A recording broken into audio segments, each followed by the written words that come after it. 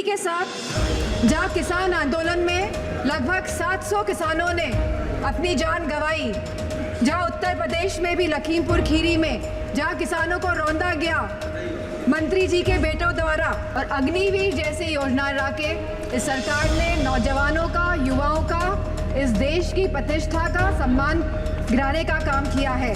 पूर्व में भी ये विषय आ चुका है, आपके माध्यम से आ चुका है, हो चुका है मैडम। पढ़िए मैडम, पढ़िए। माननीय सदस्यों से मैं आग्रह कर रही हूं कि जिन सदस्यों का लिस्ट में नाम था लेकिन समय की कमी के रहते नहीं लिया गया, उनको इस हफ्ते मौका देने की कोशिश की जाएगी। बजट पर सामान्य चर्चा, श्रीमती डिम्पल यादव जी। माननीय सदस्य श्रीमती डिम्पल यादव जी। माननीय सदस्य प्लीज, हमारे सम्मानित माननीय सदस्य बोल रही हैं। माननीय सदस्य डिम्पल यादव जी।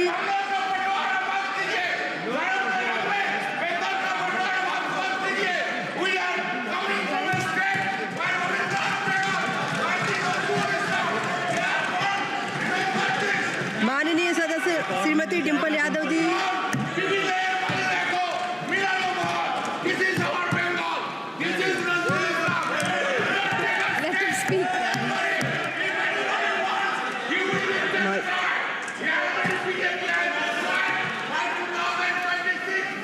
माननीय सदस्य डिम्पल यादव जी।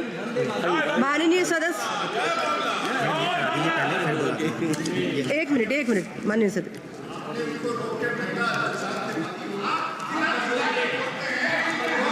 नियम 377 के अधीन मामलों को सभा पटल पर रखने हेतु माननीय सदस्यगण, नियम 377 के अधीन मामलों को सभा पटल पर रखा जाएगा।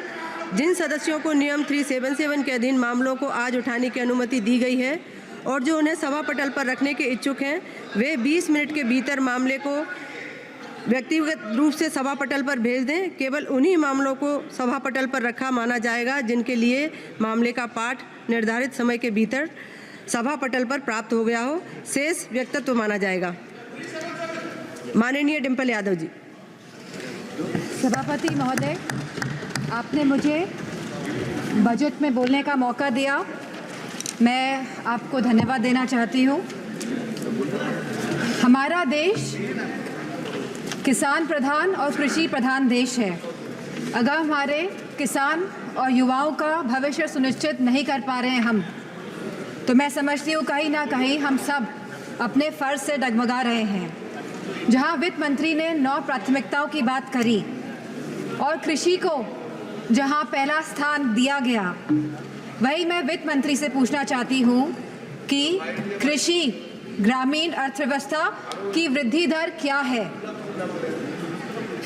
जहां यह कहा गया था कि 2024 तक आप किसान की आय दुगनी कर देंगे, 22 तक किसान की आय दुगनी कर देंगे, और जहां एमएसपी का वादा किया गया था, तो मैं पूछना चाहूँगी कृषि मंत्री से कि आज एग्रीकल्चरल इंफ्रास्ट्रक्चर में कितना बजट या सरकार द्वारा दिया जा रहा है। यूपी को इस बजट के तहत क्या मिला है। क्या एक भी मंडी पिछले 10 सालों में उत्तर प्रदेश में बनी है, और अगर किसान की ज़रूरतमंद जैसी चीज़ों पर क्या यह सरकार ने कोई भी जीएसटी माफ़ करी है, या खाद में सब्सिडी देने में सरकार कायम रह पाई है। और जहां खुद प्रधानमंत्री आए थे उत्तर प्रदेश में विधानसभा चुनाव में, और उन्होंने वादा किया था उत्तर प्रदेश की जनता को, उत्तर प्रदेश के लोगों को, कि वो आवारा मवेशियों की समस्या से किसानों को हल दिलाएंगे, निजात दिलाएंगे। तो क्या इस आवारा पशुओं की जो समस्या है, जिसकी वजह से आज हमारा देश चौकीदार बन गया है, रात भर सो नहीं पा रहा है, तो क्या कोई प्रावधान बजट में रखा गया है इस समस्या को लेके?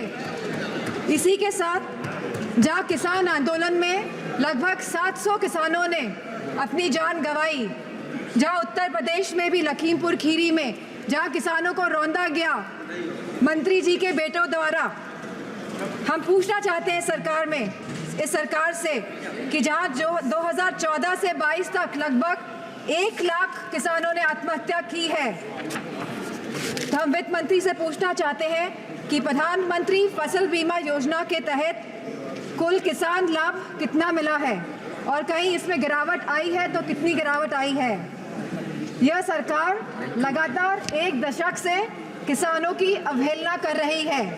गांव की अर्थव्यवस्था पूरी तरह चरमरा गई है और इसकी एक बड़ी वजह महंगाई है।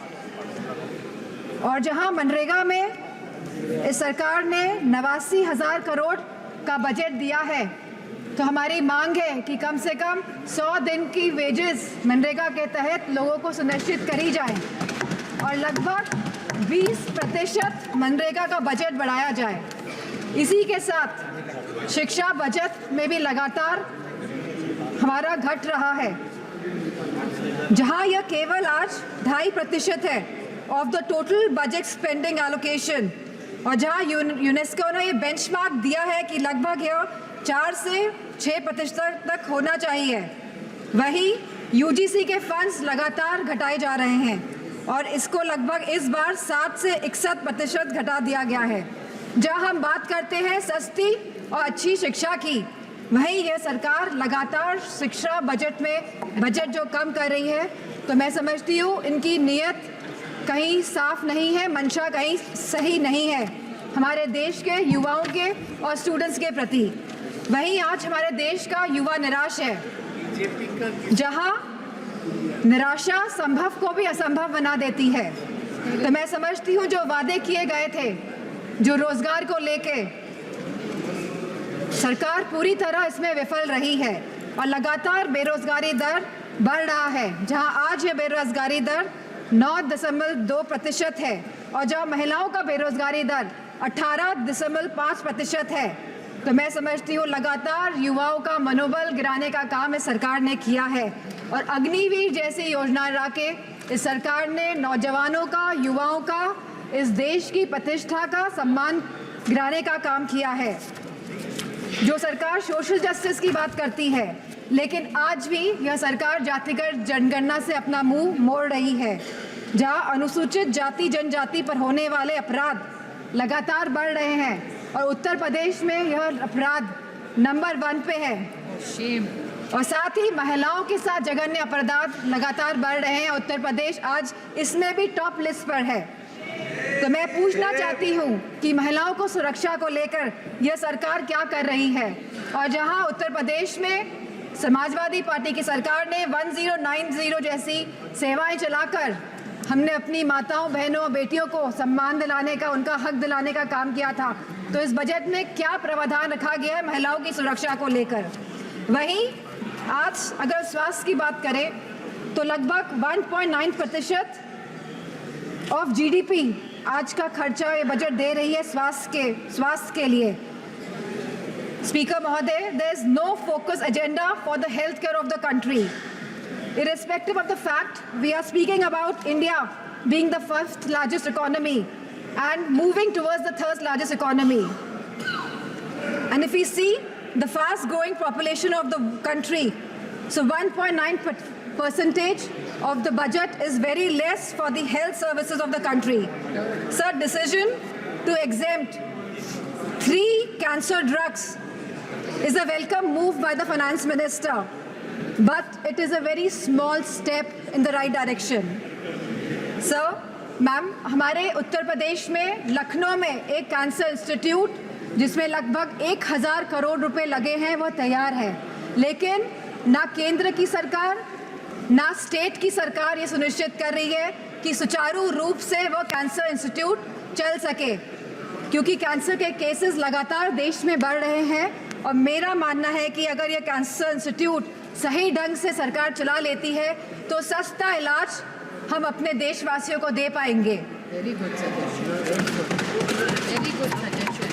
Ma'am, there is a massive gap between the demand and supply in the healthcare center, in the healthcare infrastructure. The doctors, the nurses, the technicians, इन सब की बहुत भारी कमी है और जो बड़े बड़े वादे कर रहे हैं और जो बड़ी बड़ी बातें कर रहे हैं कि हमने बहुत बड़े बड़े एम्स बना लिए हैं, मेडिकल कॉलेजेस बना लिए हैं, लेकिन 100% तरीके से कोई भी मेडिकल कॉलेज या एम्स सुचारू रूप से प्रदेश में नहीं चल पा रहे हैं क्योंकि भारी डॉक्टर्स की कमी है, नर्सेस की कमी है, टेक्नीशियंस की कमी है। इसी के साथ जो टीचिंग फैकल्टी में भी भारी टीचर्स की कमी है।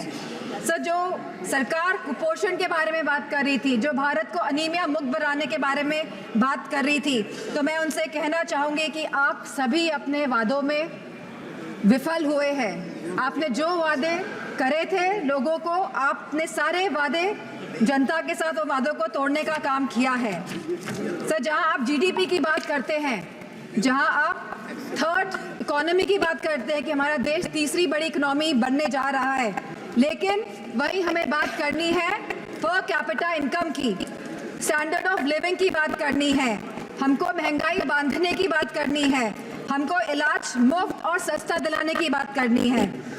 और जो कैपिटल एक्सपेंडिचर की आप बात कर रहे हैं, तो मैं समझती हूँ उसमें भी समय सीमा तय होनी चाहिए कि इंफ्रास्ट्रक्चर के जो भी प्रोजेक्ट्स बन रहे हैं उनकी समय सीमा निर्धारित हो, क्योंकि यह टैक्स का मनी है, ये जनता का पैसा है। धन्यवाद माननीय सदस्य। Ma'am 2 minutes I will take ma'am.